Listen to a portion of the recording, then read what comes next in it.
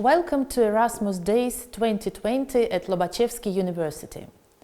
My name is Irina Leonova and I'm happy to represent today the Faculty of Social Sciences of Lobachevsky University.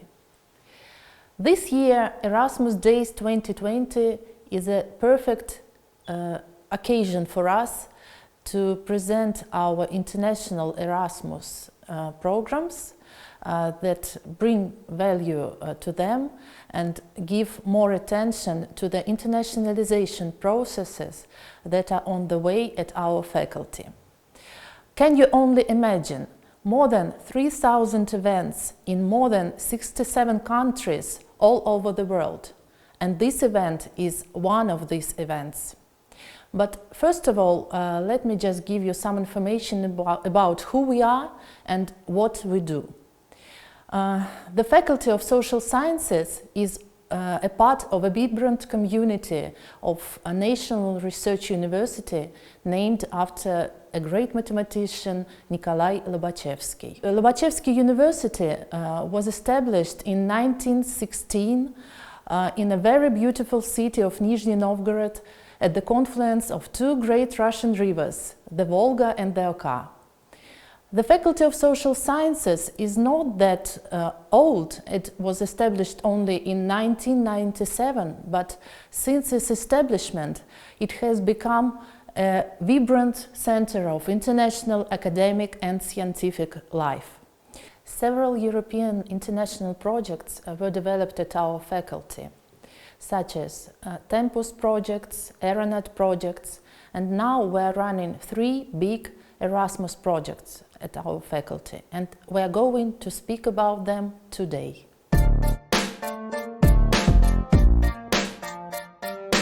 Hello, my name is Mario De Martino and I'm a research fellow at Lobachevsky State University of Nizhny Novgorod. I'm going to deliver a presentation on the Monnet module in European Interdisciplinary Studies named Jemmeis project.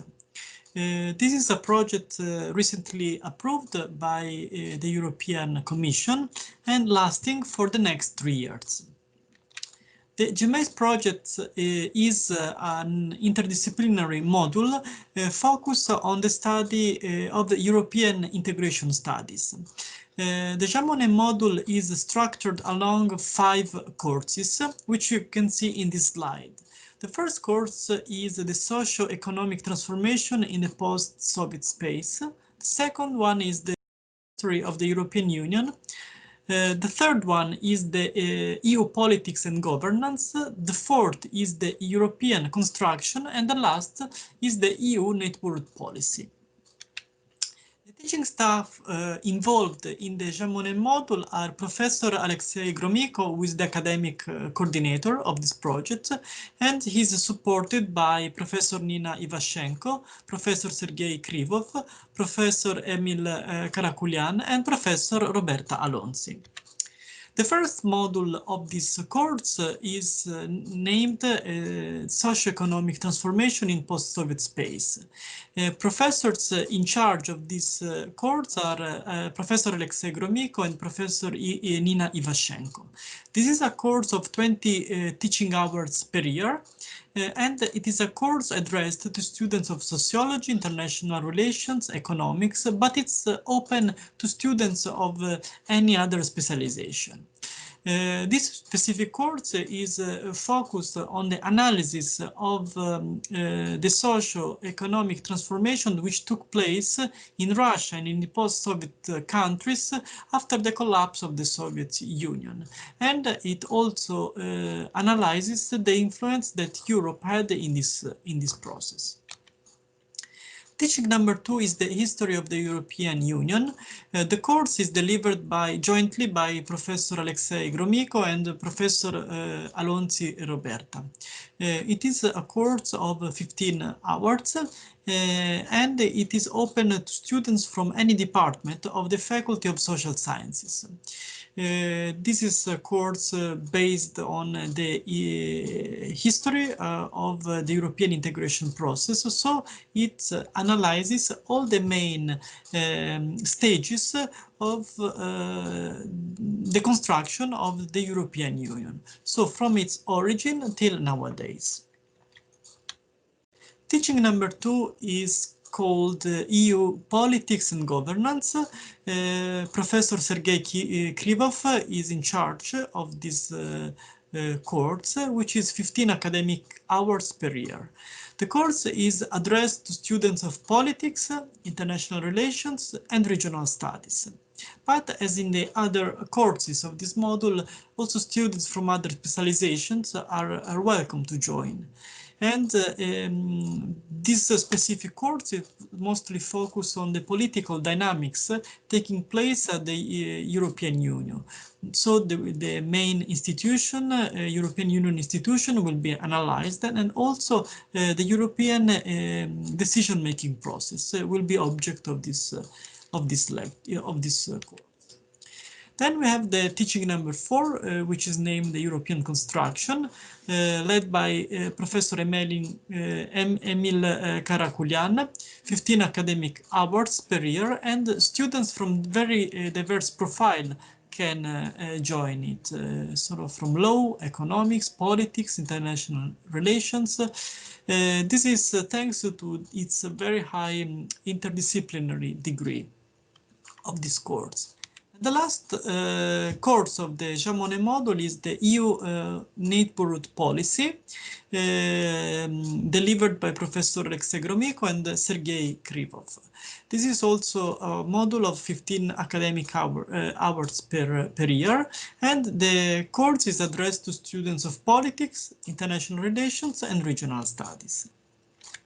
Besides the 5 main courses of this module, other activities are envisaged in this Monnet module. First of all, for each course, specific teaching material will be delivered, and the handouts and all teaching material will be distributed freely to the students. It will also be available in the site, which will be created in the framework of this project. The Monnet website of Jemmeis project is an open educational resource, so all the results of this project will be available to all the users to facilitate the access to students and professors or any other person interested outside of the university. Each year, some thematic and dissemination events will be organized in the framework of this project, and the specificity will be to attract people from civil society. So to combine the discussion, to foster the discussion between academia and civil society. And the last point of this project will be the delivery, the publication of articles in scientific journals. With this, it's everything about the Jemmeis project. Thank you very much for your attention, and I hope you will enjoy this course. Thank you very much. Goodbye.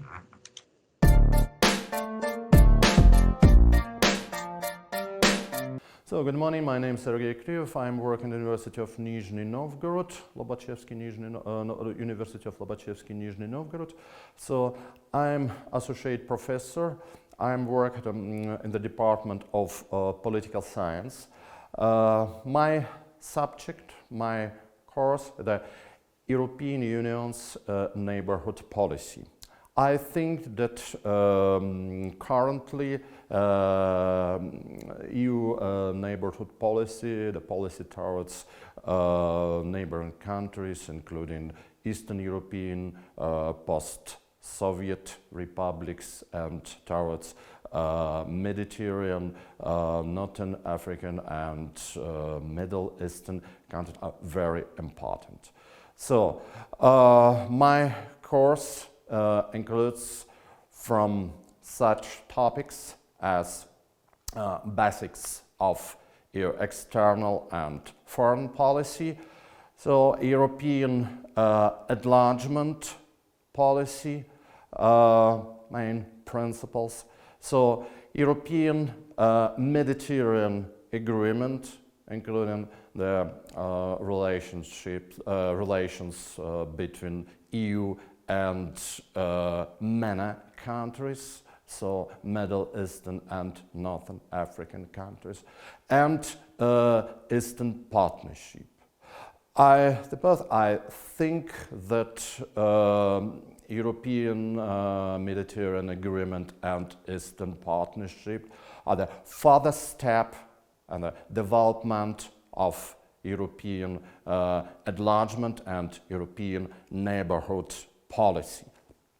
The main feature, the prominent specific of European Union, the fact that EU is a supranational international actor, so with very difficult process of external and foreign policies decision-making process, so and with the providing of common principles such democracy, free election, civil rights, non-violation, and the internal, external policy, etc., and so on. This is the advantage and disadvantage at the same time.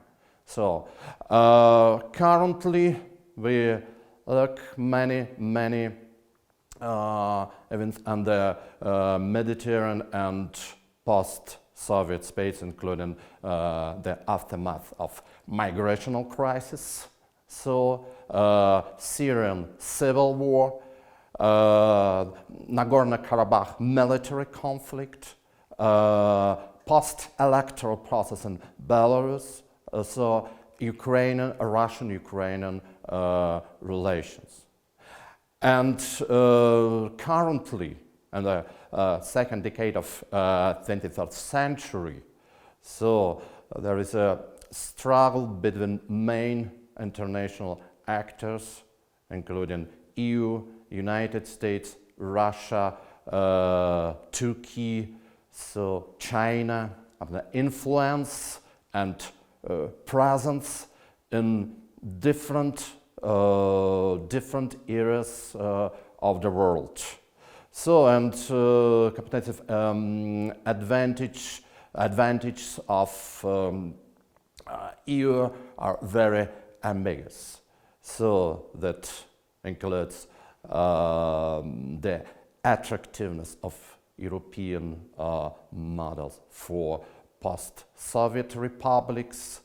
So this is integrational possibilities, and at the same time the very difficult bureaucratic processes of external decision making, so etc. During our course we will consider the providing from the side of European Union its basic principles, so including democratic values, electoral fairness, and etc.